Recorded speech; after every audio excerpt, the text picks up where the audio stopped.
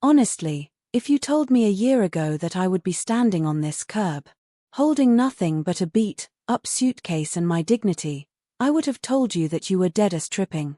I thought my family was 100. I thought the love we had was no cap, for real for real. But here I am, looking at the house I paid for, the garden I planted, and the life I built, and the locks are changed. My own son is inside, probably confused, and his wife. She's the one who pulled the ultimate finesse. She didn't just enter our family, she lowkey infiltrated it. She saw the bag, the inheritance my late husband worked his whole life for, and she decided it belonged to her. And the worst part? She made me look like I was the one who was tweaking. She gaslit my own son into thinking his mother was losing her mind, while she was busy rewriting my will behind my back. I thought she was my ride or die. I thought she had that main character energy in a good way. But nah, she was just a snake in designer clothes, playing the long game while I was busy treating her like a daughter. This isn't just a story about money. It's about how someone you love can low-key destroy your entire life while smiling in your face. This is how I got scammed by my own daughter-in-law, and how I'm finally starting my redemption arc. You know, looking back, the day my son, Marcus, brought Tiffany home, the vibes were actually immaculate. Marcus had this glow up ever since he met her. He was smiling more, dressing better, and he told me, "Ma, she is the one. She is my soulmate." When she walked through that front door, she had this crazy main character energy. She was beautiful, well-spoken, and she treated me like I was royalty. She would bring me organic tea, talk about how much she respected legacy, and how she wanted to learn everything about our family history. At the time, I thought, finally, a girl who isn't just about the clout. I thought she was 100 with us. But looking back with 2020's vision, the red flags were everywhere. They were just painted white to look like clouds. She started asking questions, small ones at first. We'd be sitting on the porch, and she'd say, "This house is such a vibe, Ma. It's a literal historical landmark. I bet the property value is through the roof, right?" I didn't think it was Sue's then. I just thought she was interested in our success. I told her everything. I told her about the stocks Marcus's father left, the secondary properties, and the family will that ensured everyone was set for life. I saw her eyes sparkle, but I thought it was joy for our security. I didn't realize she was low-key calculating the total. Then came the subtle gatekeeping. She started helping me with my phone and my emails. She'd say, "Ma, you're too busy being the queen of this house. Let me handle the boring admin stuff. You don't need that stress." FRFR, it felt like a luxury service, but it was actually the first step of the finesse. She was clearing the field, making sure she was the only one with the receipts to our lives.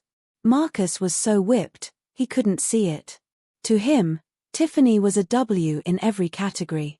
If I even hinted that she was being a bit much, he'd say I was tripping or being old school. He'd say, "She's just looking out for us, Ma. Stop being so cynical." So, I ignored my gut. I let her in. I gave her the keys, literally and figuratively. I didn't know I was inviting a professional scammer to sleep in the guest room. I thought we were building a future, but she was just building a trap. And the crazy part? She played it so well, I almost felt guilty for even thinking she was Sue's. She had the riz, she had the charm, and she had my son wrapped around her finger. The stage was set, the players were in place, and I was just the target waiting for the big move to happen. They say the devil doesn't come with horns, he comes as everything you ever wanted. And for a while, Tiffany was exactly that.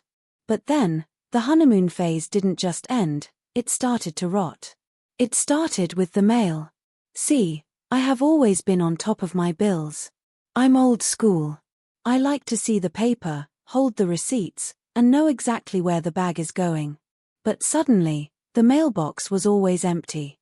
Whenever I'd go out to check, Tiffany would already be there, gliding back inside with a stack of letters hidden behind her back. "Oh, just junk mail, Ma," she'd say with that main character smile that didn't quite reach her eyes anymore. I already recycled it for you.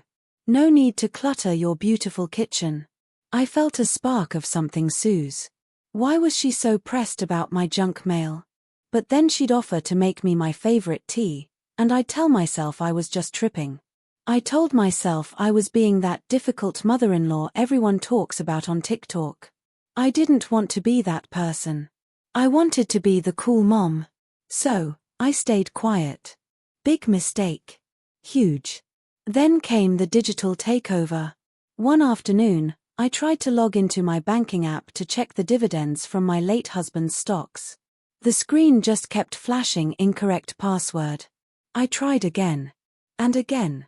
My heart started doing that weird thumping thing. Marcus. I called out. But Tiffany was the one who appeared in the doorway. Marcus is on a business call, Ma. Is something wrong? I can't get into my account, Tiffany. I think I've been hacked or something. She walked over, took the phone out of my hand, literally just snatched it, and laughed. Oh, Ma, you probably just forgot the new security protocols. Everything's moving to two-factor authentication now. It's for your own safety, no cap. There are so many scammers out there trying to catch people your age. Pin. New protocols. I didn't set those up, I said, my voice shaking a little. I did it for you yesterday, she chirped. I didn't want to bother you with the tech stuff. I linked it to my phone so I can authorize everything instantly. You don't have to worry about a thing. Your money is safe with me. Safe with her? That word hit me like a physical punch. Since when was my money safe with her? It was supposed to be safe in the bank. I looked at her, and for the first time, I didn't see the sweet girl Marcus married. I saw someone who was low-key building a wall between me and my own life. I tried to talk to Marcus that night. We were in the kitchen, and Tiffany was in the other room working on her laptop. Marcus, son, I feel like Tiffany is being a bit controlling with my stuff, I whispered. Marcus sighed, that deep, exhausted sigh that made me feel like a burden. Ma, don't start. Tiffany is literally doing everything for us. She's managing the house, the taxes, the legal stuff. She's a boss. You should be thanking her, not subtweeting her in real life. You're just stressed because of the doctor's appointments. Just chill, okay? Trust the process. Trust the process. Those words were like ashes in my mouth. Over the next few weeks, the red flags turned into a whole parade. She started suggesting we declutter the house. And by declutter, she meant getting rid of my husband's old desk, his library, the things that made this house home. It's just taking up space, Ma, she said, her voice getting that sharp. I know better than you edge. It's giving hoarder vibes. We need to modernize. We need to think about the resale value if we ever decide to, downsize. Downsize. I'm never leaving this house, Tiffany.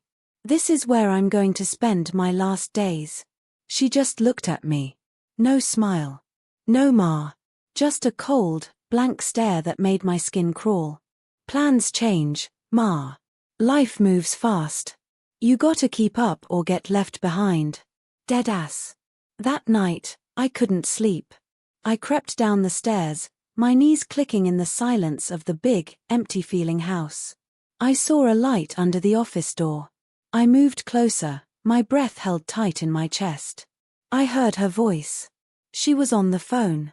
Yeah, no, the old lady is still tweaking, but I've got her locked out of the main accounts. The son. Please, he's wrapped. He thinks I'm a saint. Once the new documents are signed, we're golden. This house is basically a W for us. Just keep the lawyer on standby. We're almost at the finish line. My blood turned to ice. She wasn't just helping. She was finessing the entire legacy. She was capping to my son, capping to me, and all the while, she was the snake in the grass I had watered myself. I leaned against the wall, my head spinning.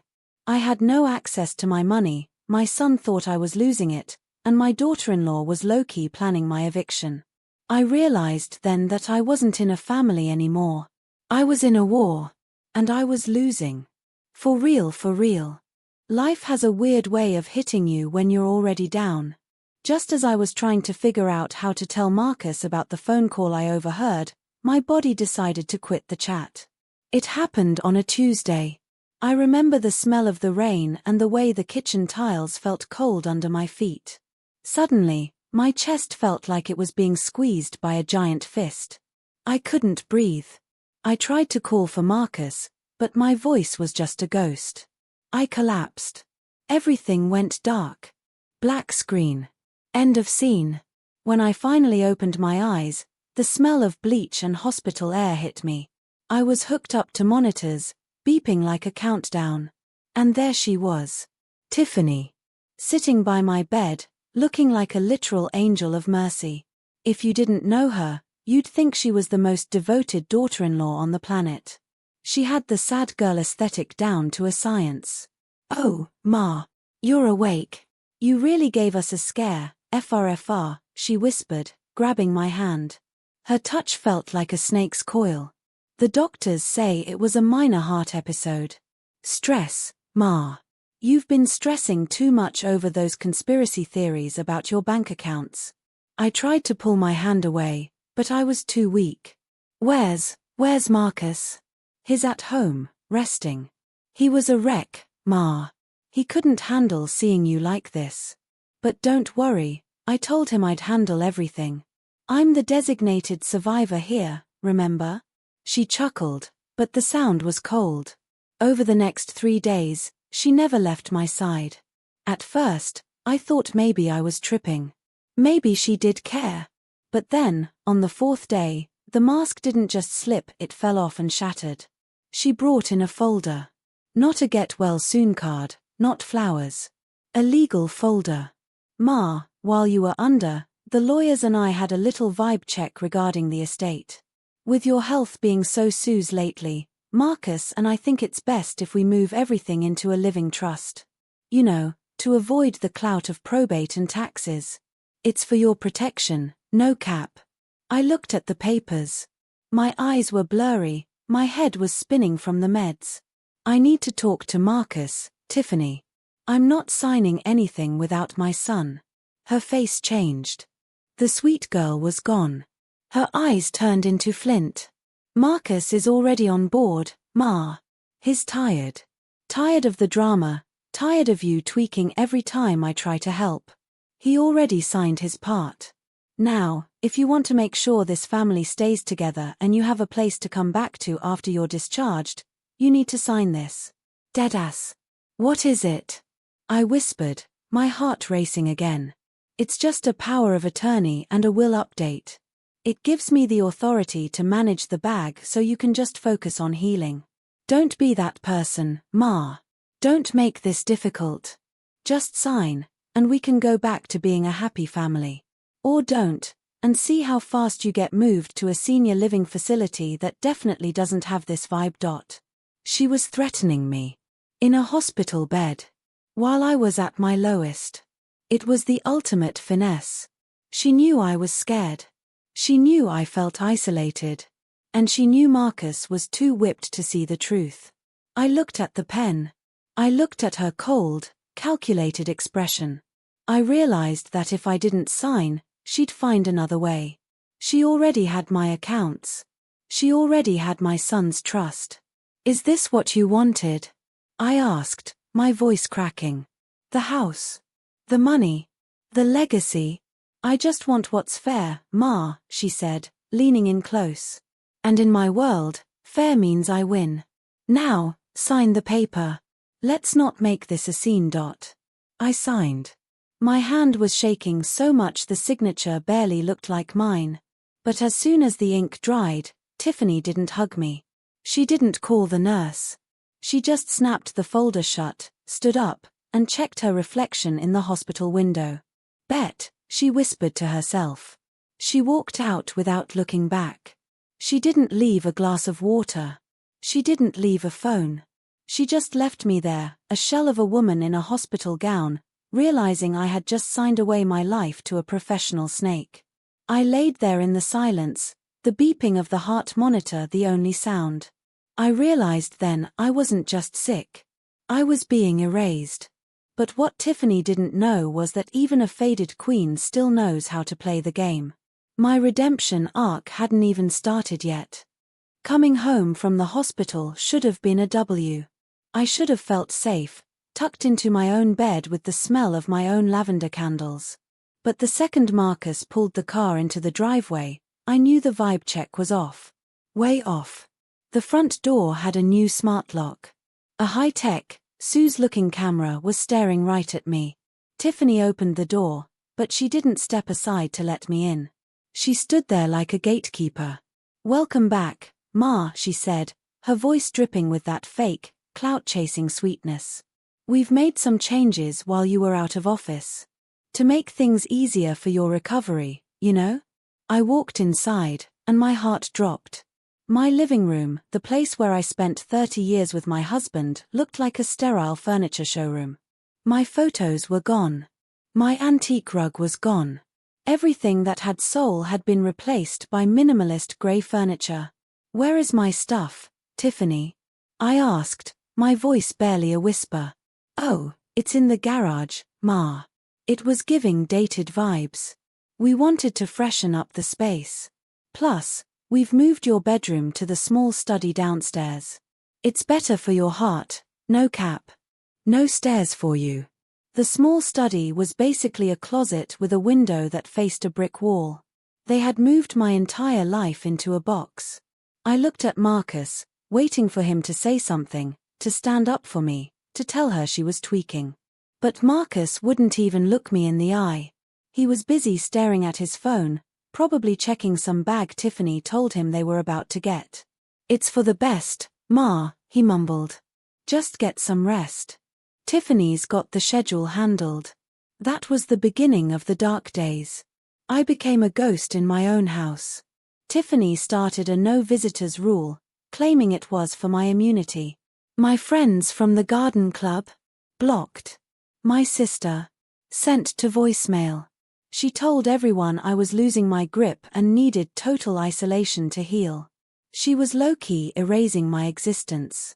I'd sit in that small room, listening to them laugh in the kitchen. I could hear the clinking of wine glasses, my wine glasses. I could hear her talking about renovations and listing prices. She wasn't even hiding the scam anymore. She knew I was locked in, no access to my money, no car keys, and a son who was completely brainwashed by her riz. One night, I tried to sneak into the kitchen to get a glass of water. I saw them sitting at the table, looking over a laptop. "If we flip the property by summer," Tiffany was saying, "the ROI, return on investment, will be insane. We can move to the city, get that penthouse we talked about. The old lady, we'll just find a premium care home. It's a win-win, Marcus. She gets care, and we get our life started." FR. Marcus hesitated. For a split second, I saw my son, the boy I raised. "But it's her house, Tiff. She worked for this." Tiffany leaned in, her voice low and dangerous. "It was her house. But she signed it over, remember? She's not main character anymore, Marcus. We are. Don't let her guilt trip you into staying in this dusty old life. We're moving up. Bet." I stood in the shadows, tears streaming down my face. I wasn't just being scammed out of a house, I was being scammed out of my son's heart. She had finessed him into thinking his own mother was just an obstacle to his success. I went back to my tiny room and sat on the edge of the bed. I looked at the one photo I managed to hide, a picture of me and Marcus when he was 5. I realized then that crying wasn't going to save me. Being sad was exactly what she wanted. She wanted me to just fade away. But I wasn't done. If she wanted to play the villain arc, then I was going to have to find my own hero energy. It was time to stop being the victim and start looking for the receipts. Because no matter how good a scammer is, they always leave a trail. And I was going to find it. Deadass. Being a ghost in your own house has one advantage: nobody notices when you're watching. Tiffany thought she had me boxed in, literally. She thought I was just in my room, tweaking and crying over my old photos. But while she was busy chasing clout and planning her next finesse, I was starting my own investigation. I knew she had a weak spot. Every scammer does. They get too comfortable. They start thinking they're uncancelable. Tiffany's weak spot. Her ego. She loved her high-tech gadgets, but she was low-key messy with her physical files. She thought I was too old school to understand her digital world, but she forgot that I was the one who taught Marcus how to organize his first bag. One Tuesday, the perfect opportunity arrived. Tiffany had a business brunch, which was basically just her taking main character photos for her Instagram at an expensive cafe. Marcus was at work. The house was finally empty. My heart was pounding like a drum as I stepped out of my small room. I felt like a spy in my own home, which is deadass the saddest feeling ever. I headed straight for the office, the room that used to be my husband's sanctuary, now turned into Tiffany's content studio. I started with her desk. It was covered in aesthetic planners and expensive pens, but inside the bottom drawer, hidden under a stack of fashion magazines, I found it. The holy grail of her scam.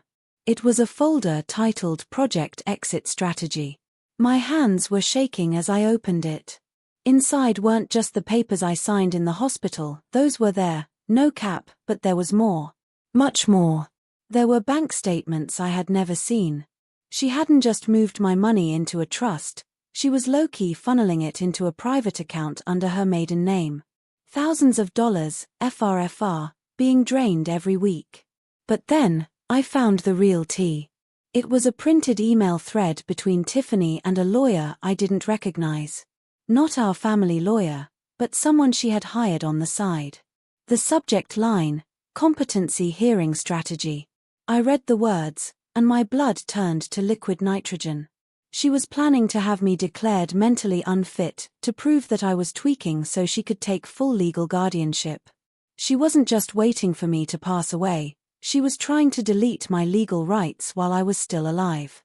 She really thought she ate, I whispered to the empty room. I needed proof.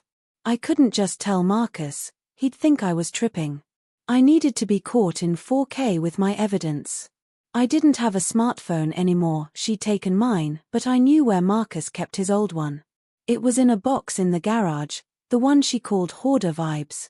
I sprinted to the garage, my breath coming in ragged gasps.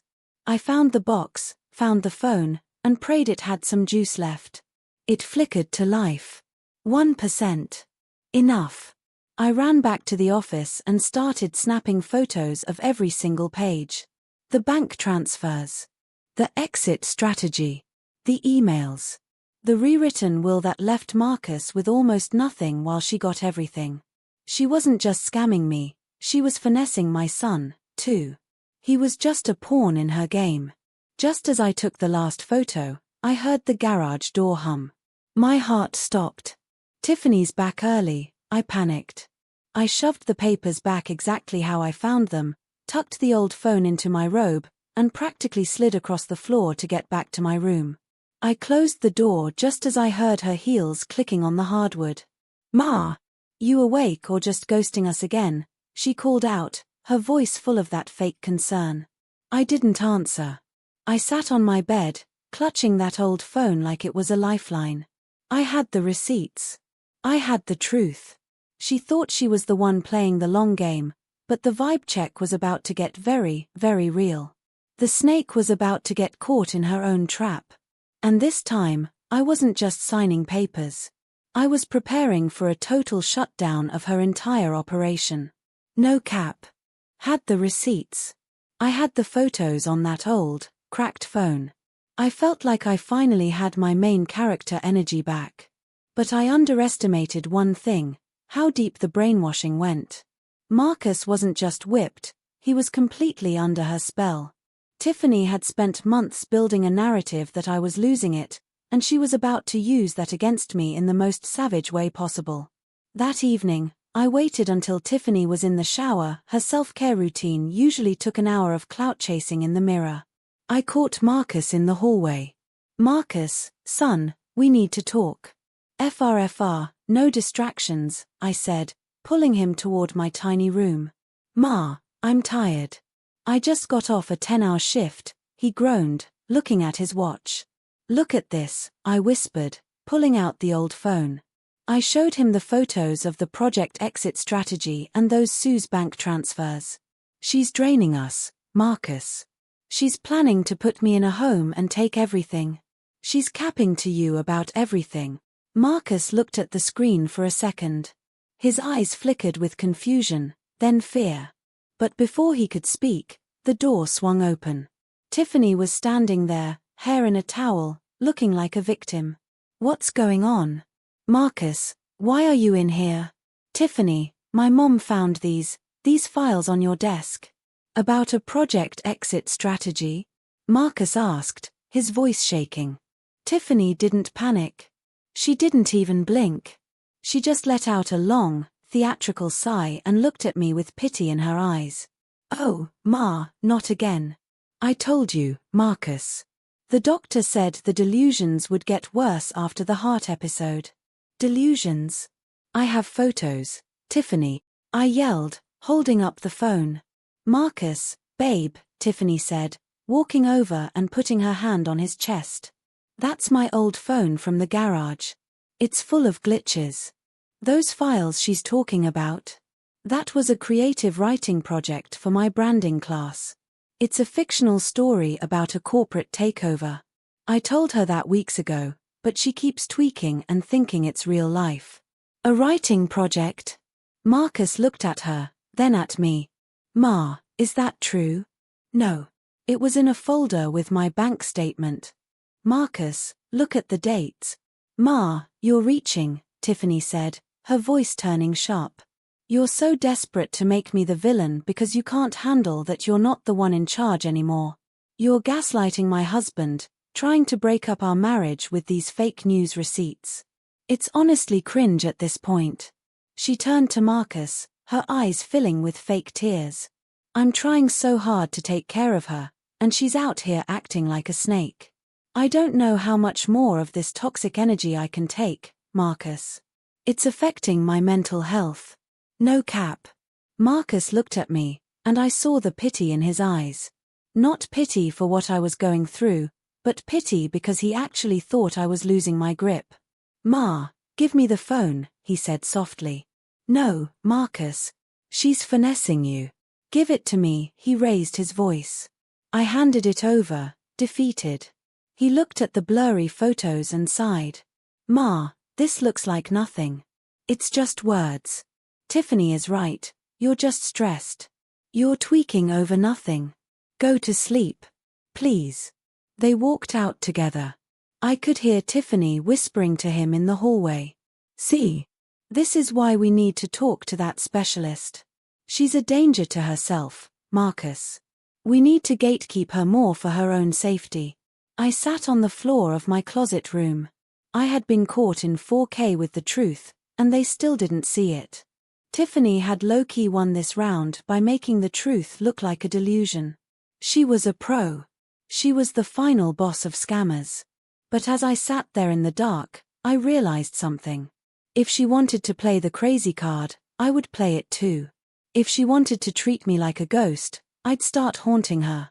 The vibe in this house was about to get a whole lot more Sue's for her. She thought she had deleted my voice.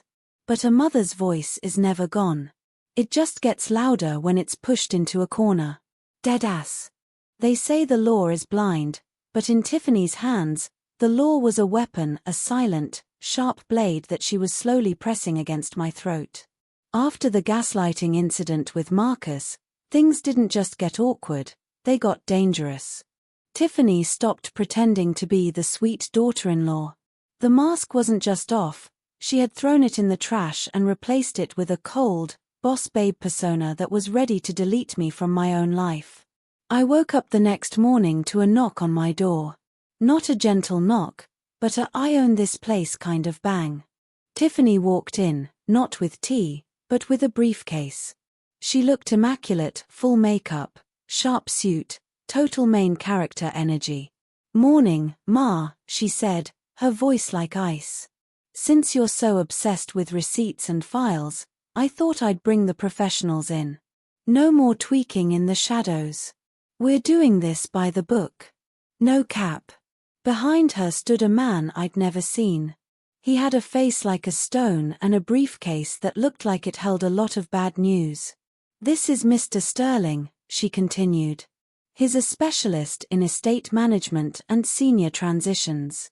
Since you showed Marcus last night that you're clearly struggling with reality, we've decided to accelerate the process.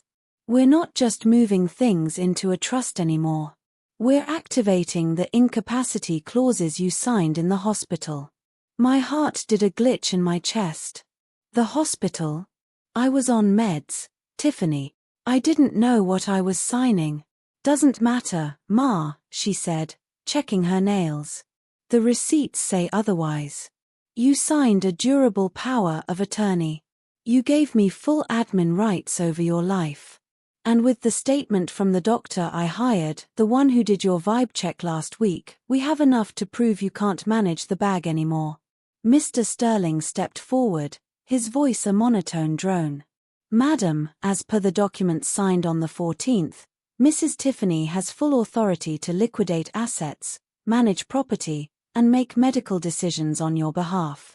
We are currently in the process of streamlining your portfolio. The main residence, this house, has been listed for sale.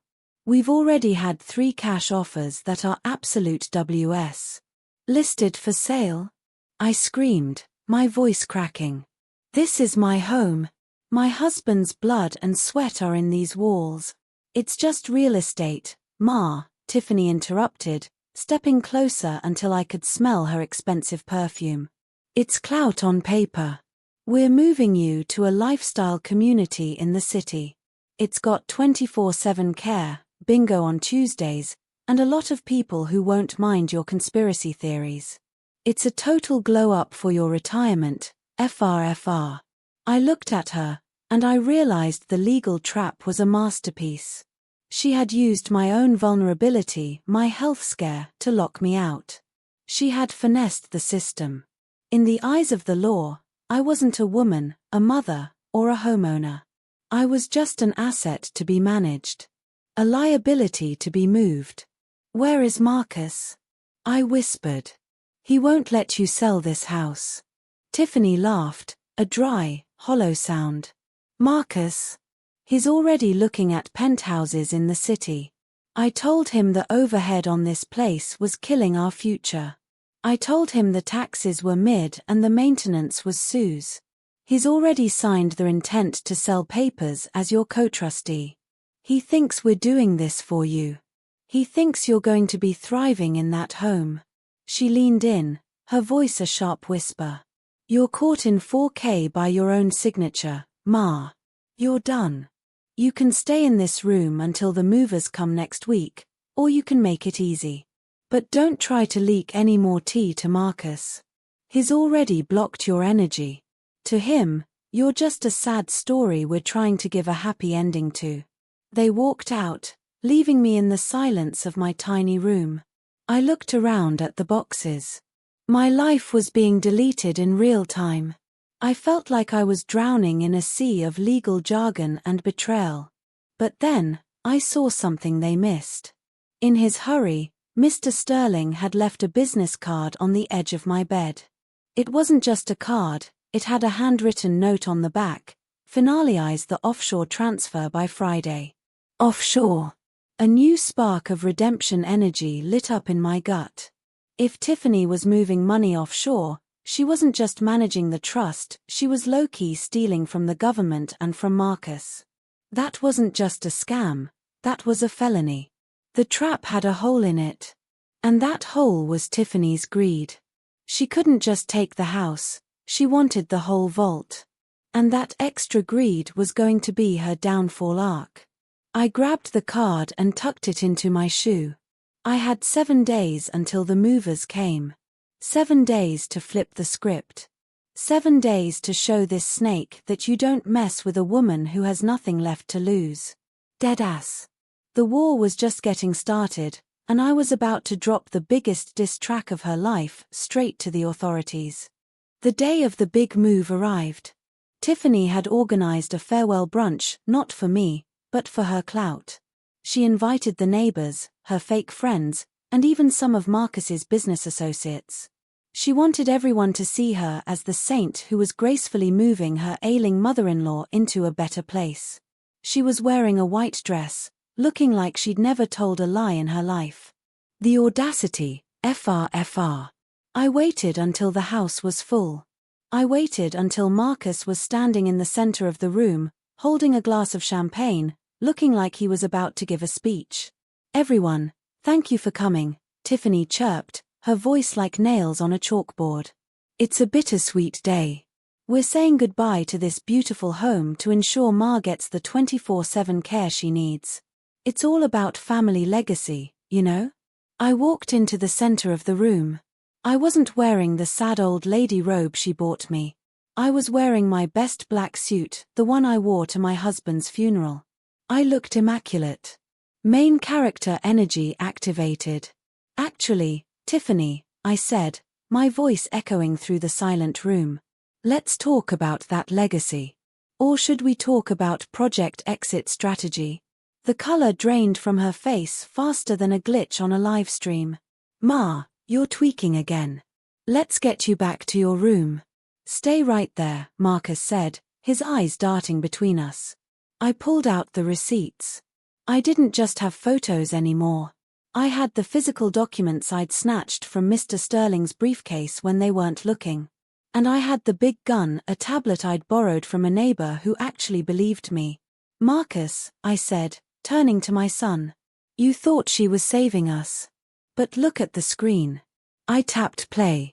It was the audio recording from the office. Tiffany's voice filled the room, loud and clear. "The old lady is a liability. Once the offshore transfer is done, we're ghosting this place. Marcus is just a pawn." The room went dead silent. "Caught in 4K. No cap. Tiffany." Marcus whispered, his voice breaking. Is that you?" Tiffany tried to finesse it one last time. "It's AI, Marcus. She's deepfaked me. She's trying to cancel me because she's jealous." "And the offshore accounts?" I asked, throwing the business card with the handwritten note on the table. "The ones where you've been funneling Marcus's inheritance. Is that AI too?" Because the FBI agent I called this morning seemed to think they were very real. That was the final blow. Tiffany's saint persona didn't just slip, it disintegrated.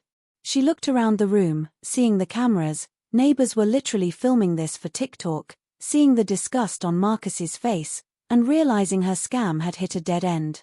"You think you won," she hissed, her voice turning into a literal snake-like growl. "You're still a lonely old woman in a house no one wants." I almost had it all. I almost finessed the entire bag. "Almost," I said, stepping closer. "But you forgot one thing, Tiffany. You're playing checkers. I built the board. Now, leave. My son and I have some receipts to sort through." Marcus didn't even say a word. He just pointed to the door. Tiffany grabbed her designer bag, the one she bought with my money, and practically ran out of the house. No clout, no followers, just a scammer who got ratioed by the truth. I looked at Marcus. He was crying. The spell was broken. We lost the money, sure. But for the first time in a year, the vibe in this house was finally 100 again. Yeah, chapter apk video ka sabse powerful part hoga. Voices of the quiet coup style mine, yeah justice walla moment audience ko bohot parandayega. They say that after the storm comes the calm, but they don't tell you how much cleaning up you have to do. The day Tiffany left, the house felt weirdly quiet. It was like a bad vibe had finally been purged, but the silence that followed was heavy. Marcus and I sat in that minimalist living room she'd created, surrounded by the ghosts of her finesse, and for a long time, we didn't say a word. Marcus was the first to break. He didn't just apologize, he had a total breakdown. He realized he'd been whipped and brainwashed by someone who never loved him. He felt like he'd failed the assignment as a son. "Ma, I'm so sorry," he sobbed. "I thought I was being a boss, taking care of the family. I didn't see the snake right in front of me." I hugged him. I didn't gatekeep my forgiveness. We're both learning, son. She had that high-tier riz. But the bag is gone, and the house is a mess. We've got work to do. FR. The first thing we did was a total reset. We dragged every piece of that grey, soulless furniture to the curb. If it had Tiffany's energy on it, it was gone. We went to the garage and brought back my husband's old desk, the hoarder boxes, and the photos she'd hidden away. Putting that first photo back on the mantel, the one of us at the beach, felt like a level up in real life. The house started to breathe again. The soul was returning. But the real redemption arc wasn't just about furniture. It was about the receipts. We spent weeks with lawyers and the bank, reclaiming what we could. A lot of the money was gone, spent on her designer hauls and offshore flexes, but we saved the house. And in the end, that was the ultimate W. I also started a support squad online. I realized I wasn't the only one being finessed by family members. There are so many queens and kings out there being low-key erased by people they trust. I started sharing my story, showing the red flags I missed, and helping others do a vibe check on their own lives. Voices of the Quiet isn't just a name anymore. It's a movement. We're the ones who were silenced, who were told we were tweaking, who were almost deleted. But we're still here. As for Tiffany, last I heard, her clout had completely evaporated. The receipts I leaked to the community went viral, and she was cancelled in every circle that mattered. There's an ongoing investigation into her offshore activities. Her main character energy is now being spent in a legal battle she can't win. Karma is a real one, no cap. I sit on my porch now, the one she said was dated.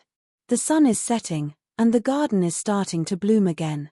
Marcus is in the kitchen, actually cooking no more of Tiffany's organic meal prep nonsense. I've realized that a legacy isn't about the size of the bag or the aesthetic of your house. It's about who stays when the music stops. It's about the truth that can't be finessed. My life isn't perfect. My heart is a little scarred, and my bank account is a little lighter. But my spirit is 100. I'm not a ghost anymore. I'm the narrator of my own story. And this chapter is called Happiness. Deadass.